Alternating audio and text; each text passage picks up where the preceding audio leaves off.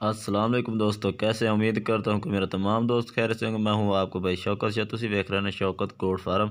दोस्तों आज माशाल्लाह ज़बरदस्त एक बहुत ही बड़े फार्म में आए हैं माशाल्लाह, जो कि इत्थे साढ़े ज़िले के MN मियाँ सजाद हुसैन पीरज़ादा ओदा ये थोड़ा जिहा शौक रखा होया है माशाल्लाह। वैसे तो अल्लाह दिता उन्होंने बड़ा कुछ, लेकिन उन्होंने शौक वेखो, उन्होंने भी बकरियां रखी हुई ने ते 75 बकरी रखी हुई है। बाई तो पूछा तो माशाल्लाह इन्होंने बच्चे भी 100 तो तादाद ज़्यादा है। तो वह भी तुहानूं चेक करानी वीडियो शुरू तो लैकर एंड तक वेखनी है। माशाल्लाह 7 लाख के बकरे के बच्चे भी चेक करने ने, तो ये बकरियां भी तुहानूं तसल्ली नाल लेके करके चेक करानी है।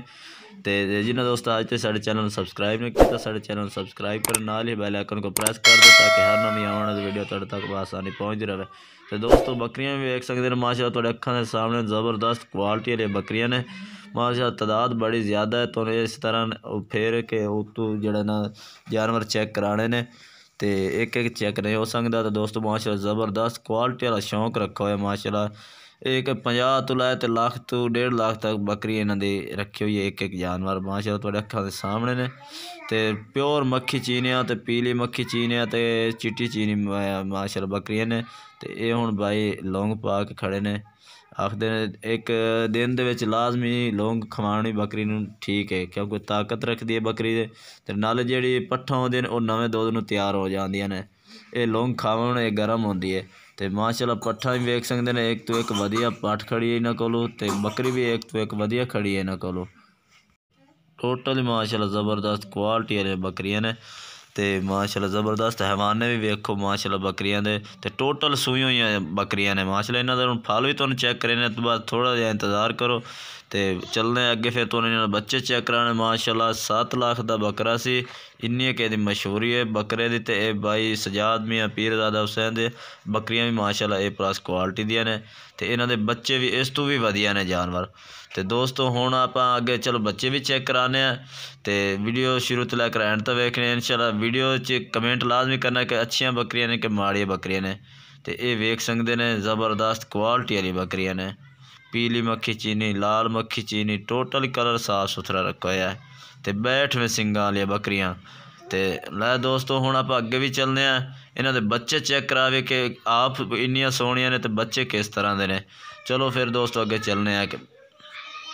तो ये वेख सकते हैं माशाल्लाह ज़बरदस्त क्वालिटी वाले बच्चे ने, जिस तरह सुनिया सी उस तरह के बच्चे ने। भाई ने बड़ी तारीफ की थी कि बच्चे बकरियां नाल भी अच्छे ने, तो माशाल्लाह वाकई खूबसूरत जानवर ने यार।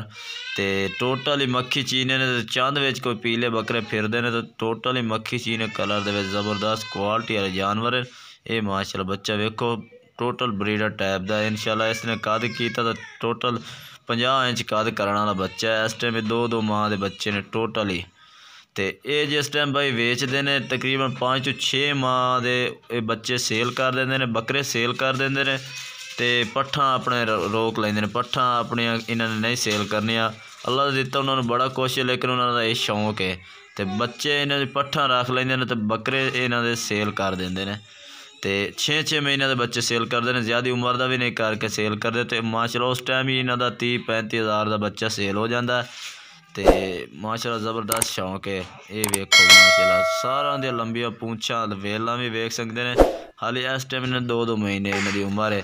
तो तुहानूं टोटल शौक करेंगे पाए मैं चेक करा रहे हैं किस तरह के बच्चे ने माशाल्लाह। ज़बरदस्त क्वालिटी वाले जानवर हैं यार, अल्लाह इन्हें साइयां दे नसीब करे। शौक बड़ा ज़बरदस्त क्वालिटी वाला शौक है। तो कई भाई नागरा बीतल उन्हों का अपना इलाके का शौक है, ये साढ़े इलाके ज़िला बहावल नगर तो ज़िला बहावलपुर के एरिए का शौक है।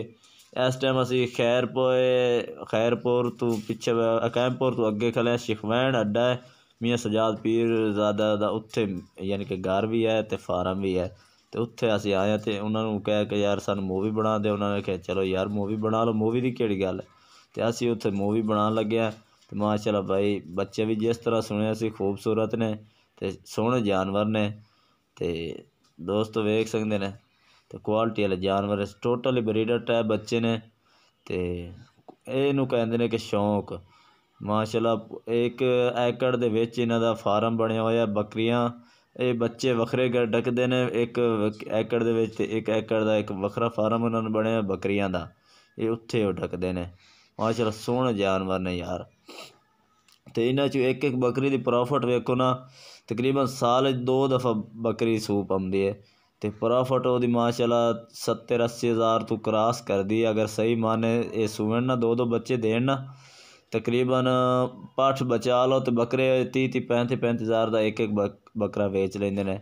यानी कि लाख रुपये के नेड़े तेड़े एक बकरी ये प्रॉफिट दे जाती है। सही माने चले पई बकरी तो बकरी रंगी प्रॉफिट कोई नहीं है। बकरियां 50 भी रखी हुई होवन तो होर काम करने की जरूरत कोई नहीं।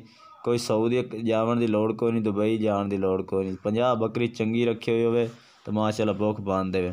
तो दोस्तों हुण वीडियो अच्छी लगे तो लाइक और शेयर ज़रूर करें। फिर मिलेंगे एक नई वीडियो के साथ, तब तक के लिए हम इजाज़त चाहते हैं। अल्लाह हाफिज़।